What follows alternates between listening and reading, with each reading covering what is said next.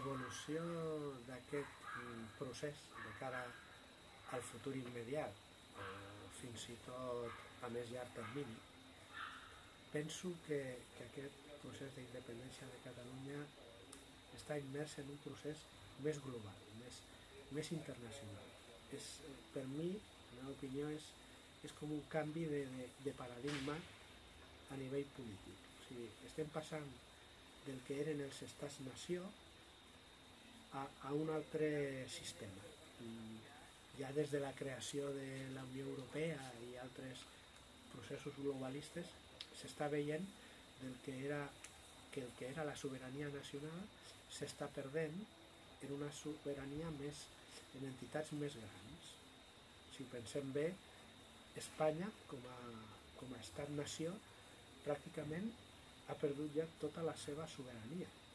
No té, sobretot des de l'entrada en la Unió Europea, l'aplicació del Tractat de Maastricht i altres lleis posteriors, Espanya no té ni sobirania econòmica, ni sobirania alimentària, fins i tot, ni siquiera sobirania política, tampoc.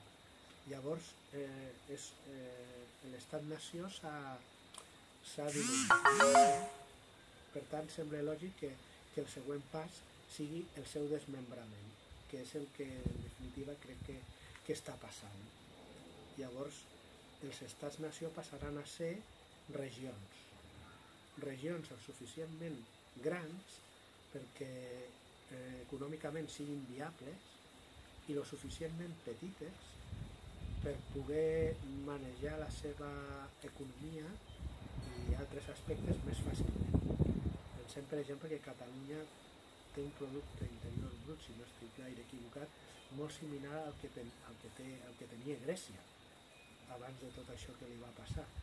I com la Troika Europea i el Banc Central Europeu van poder controlar el destí de Grècia, perquè pensem que al Parlament van votar que no volien fer aquest pagament que tenien pendent amb el Banc Europeu i en el Banc Central Europeu. I la Troika políticament li va obligar, o sigui, el desig del poble no va ser respectat.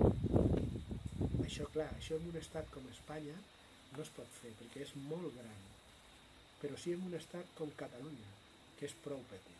Per tant, jo crec, la meva opinió és contrària a aquesta independència per aquest motiu, sobretot, per la força que podria tenir aquest estat davant de la força que tenen aquestes corporacions globalistes internacionals que gairebé poden fer el que volen, i sobretot en un país de les dimensions que seria Catalunya.